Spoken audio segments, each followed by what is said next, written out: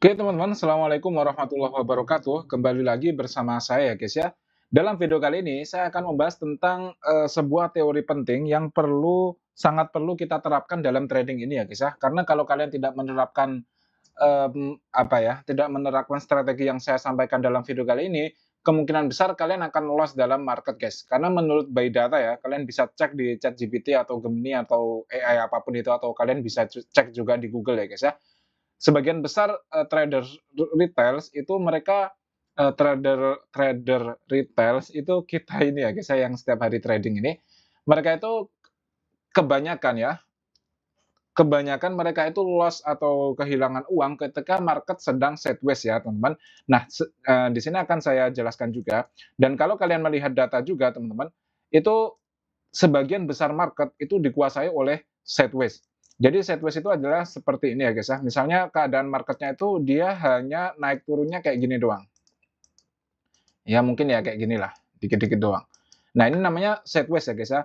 Kalau sedang sideways seperti ini, maka market itu sedang sangat tidak layak atau tidak pantas atau apa ya, tidak ideal digunakan untuk trading.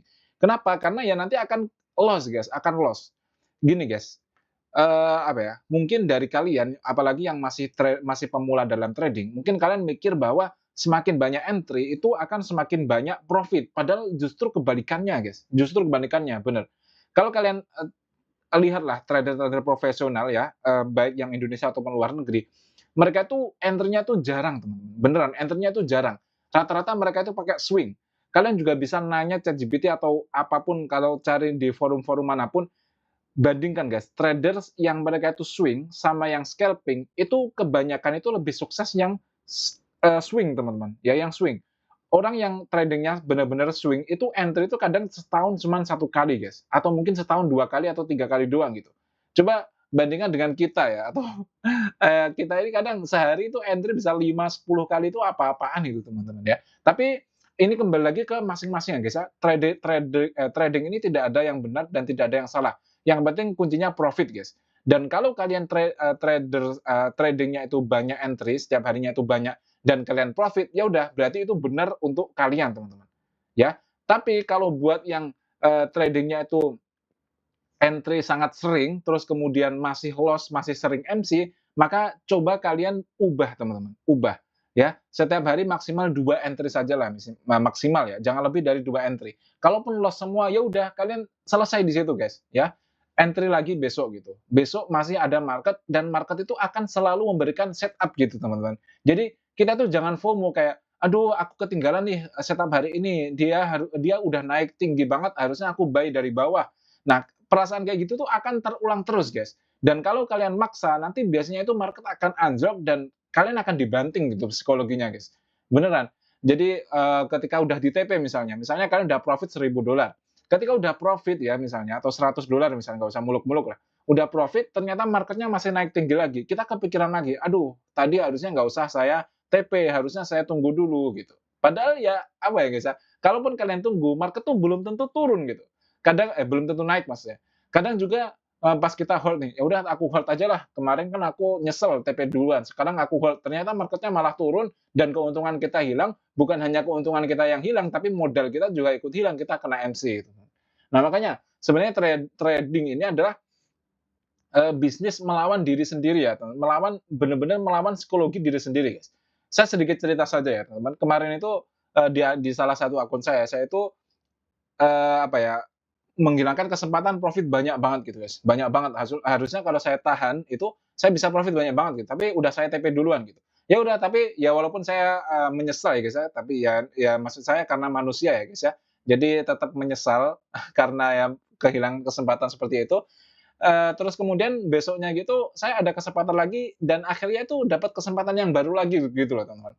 Jadi kesempatan yang hilang hari ini itu nanti tuh biasanya akan diganti lagi dengan kesempatan yang akan datang gitu. Dan market akan selalu seperti itu guys, selalu akan ada setup dalam market. Jadi jangan FOMO, jangan takut kehabisan setup gitu. Oke? Kembali lagi ke materi inti, kalau market sedang sideways seperti ini, maka sangat tidak ideal digunakan untuk trading, teman-teman. Baru ketika dia breakout, terus dia posisinya naik seperti ini, nah inilah saat-saat kita untuk entry ya. Seperti ini kan biasanya dia membentuk momentum nih di area sini.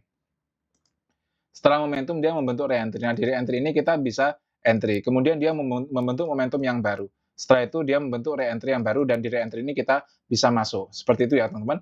Nah, market sideways yang seperti ini yang sangat tidak ideal untuk entry ini, yang seperti ini tadi, itu sebenarnya sangat mudah diprediksi jika menggunakan metode BBMA ya, teman-teman. Yaitu apa? Ciri-cirinya adalah ketika BB atau Bollinger Band itu arahnya ke samping dan dia mengempis tidak mengembang. Nah, itu tandanya sedang sideways. Di sini kalau kalian perhatikan, ini kan posisinya mengembang ya guys ya, apa mengempis. Jadi dia cuman arahnya ini ke samping semua gitu. Kalau kalian perhatikan top BB, low BB dan mid BB semuanya itu mengarahnya ke samping guys. Ya, semuanya itu mengarahnya ke samping.